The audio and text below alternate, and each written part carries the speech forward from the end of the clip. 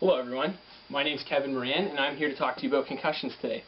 In my blog I've touched on some of the contributing factors as to why people in the NHL are getting more concussions. It could be related to more intense hitting, the equipment's not doing its job properly, or some of the equipment that they're using is too strong, causing players to become injured. Some of the things could be even the rink dimensions. Could be maybe the rink's too small. Players need to be able to skate more, spread out more, so there's less contact. Regardless of that, I'm just going to talk to you about what really happens when you get a concussion. So I'm going to do a little experiment here. This bottle is going to represent basically the human skull. This is the bones of your skull, and within everyone's skull you have a brain which is floating in cerebral fluid. So what I'm going to do here is represent what is going on within an actual concussion. So I have this, and I'm going to take an egg. This egg's going to represent your brain. So I'm just going to put that in there. Okay. And when a hockey player, or this could be in any sport, football, or even just a car accident, what's happening is your brain is just floating around in there.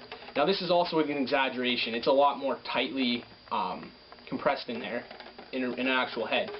But what happens is all of a sudden, when you get hit or get in an accident, like a car accident, or if you fall or something, this is what's going on to your brain. So, okay, the egg kind of looks intact, right? But if we take a look at what just happened there, pour some of that water out.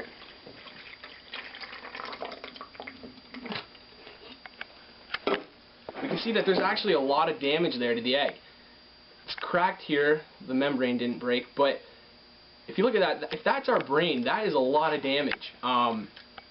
You know, and that could take a long time to recover from. Sometimes this damage could be irreversible and actually be lifelong here. So, you know, if we think of that as our brain, that's some serious trauma that just happened there. So that's why concussions are so important. Now a lot of people say, okay, well what about helmets? They're supposed to protect you from concussions, right? Well, yes and no. Concussions, they occur because the brain's rattling around. All a helmet's going to do is protect the bone here, assuming that's a bone. So I'm just going to kind of show you what's really happening when you use a helmet. So I'm just going to put a little bit of cerebral fluid back in this brain, or this skull. There we go. And I'm going to take another egg and put it in there. Okay, so we got our brain inside our skull, and this foam here is going to represent a helmet. So, putting the helmet on, and when a force happens, okay, so, you know, this should be okay because we just had that outside protected. That's going to protect you from a skull fracture or a cut to the head. But as we check on our brain here, I'm pretty sure the answer is obvious what's happened. Look at that. We have some more problems with that. The brain seems to be damaged, and we've had a helmet on. So that's kind of that just kind of shows you what a helmet actually does. You know, if this had skin around it, or if this bone was able to crack, you know, this helmet definitely would have protected from that. But it is not going to protect your brain from receiving damage.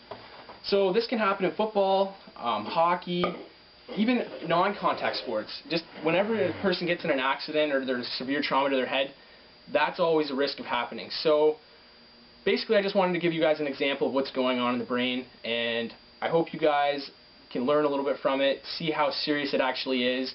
And just remember, helmets are very important, but they're not going to protect you from concussion. So if you feel like you have any symptoms of a concussion, I advise you to go see your doctor or get someone to look at you. Thank you very much. Stay tuned to my blog.